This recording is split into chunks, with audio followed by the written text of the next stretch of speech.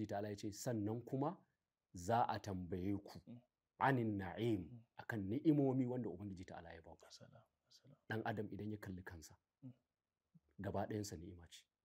Wa in ta'uddu ni'matallahi la tuhsuha. Babu ka isa ka kididdige ni'imar da Allah subhanahu wataala ya ma ba.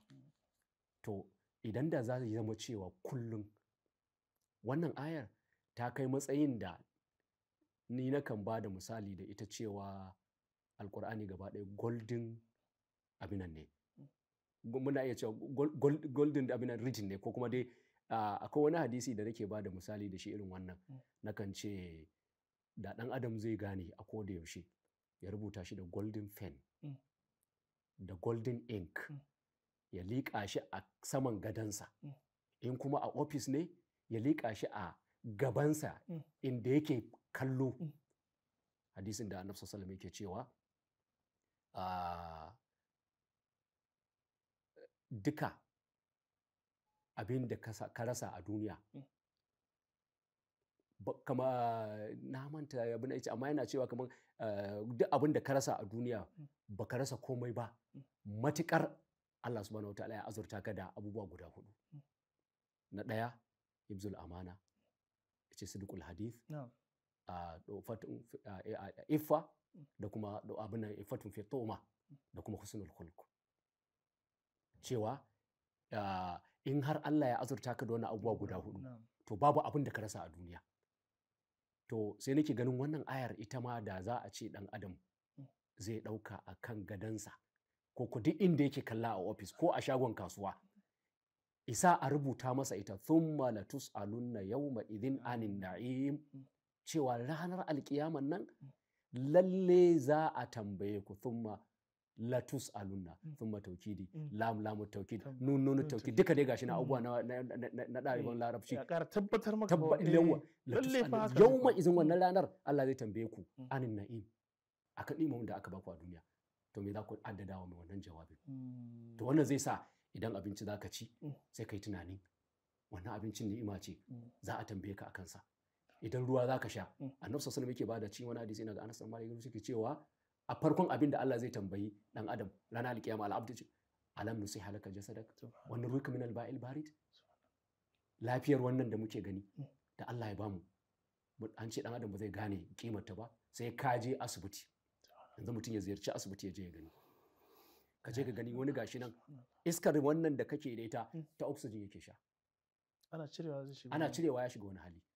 Ruwa da kake iya ɗauka ka sha da kofi ba ruwan sanyi ba ko kake da zaɓi ka sha ruwan sanyi lokacin da kake sha'awa ka sha ruwan zafi lokacin da kake sha'awa, wani na nan bai da wannan zaɓin. Kuma ruwan in za a bashi engine tube za a sa sai an sa engine tube a zuƙa mashi da sirinji. Bakin ba zai ɗanɗana ba sai dai ta hanci da sirinji haka za a zuƙa masa shi. Idan ka je ka kalli wannan sai ka ga cewa to kai ya kake. Shi sa Allah yake cewa a tambaye ka ba irin lafiyar da aka ban baka lafiya ba.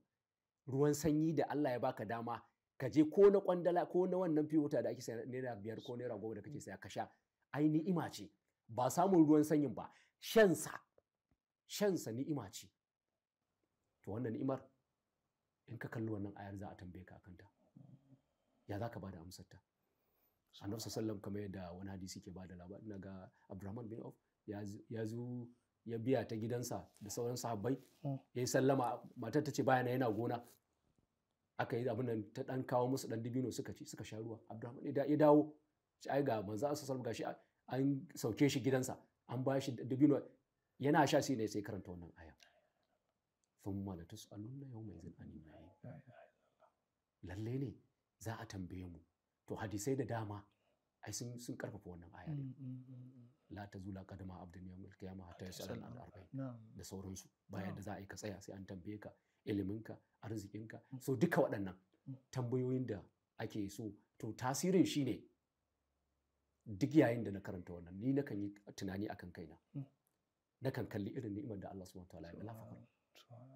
Ko yaya na farko Allah ya baka ilimi, na farko Allah ya baka dama kai karatun ba ilimi kai karatun dan dama ce mai wa karshen ta da yawa wasu sun shiga shugul din da ba samu wannan damar ba. Ka ga yadda Allah ya baka rayuwar, wasu Allah ya karɓi rayuwarsu. Ka ga yadda ka shigo cikin aiki wasu sun nema ba su samu ba kai ka samu. To da ka samu wani irin tasiri wannan aya za ta yi akan ka. To ni tasirin take a kaina shine gaskiya duk yayin da naji an karanta ko na karanta ta to takan ƙara tunatar da ni cewa na farko nakan ƙara gode ma Allah da ni'imar da ya bani, sannan kuma nakan ƙara gode masa da ya taimake ni wajen wajen zaman ni'ima din. Tunda yana da shin addu'a Annabi sallallahu alaihi wasallam kan ce Allahumma inni a'udhuka min zawali ni'matika wa tahawuli afi da sauran makamancin wannan. To nakan ƙara addu'a sannan kuma nakan ƙara tunani istidad. Wannan tambayar da Allah ya ce za a yi to ta yaya za ka shirya ma wannan tambayar. Shirya ma wannan tambayar kuma yana da alaka da yadda za ka tsaya ka bi Allah subhanahu wataala, kaga ka sauke irin wajibat din da ya dora ma, ka nisanci irin abubuwan da ya hane. Haske mai ne ga gidan kowa Afirka TV. TV3 tafarkin rayuwa.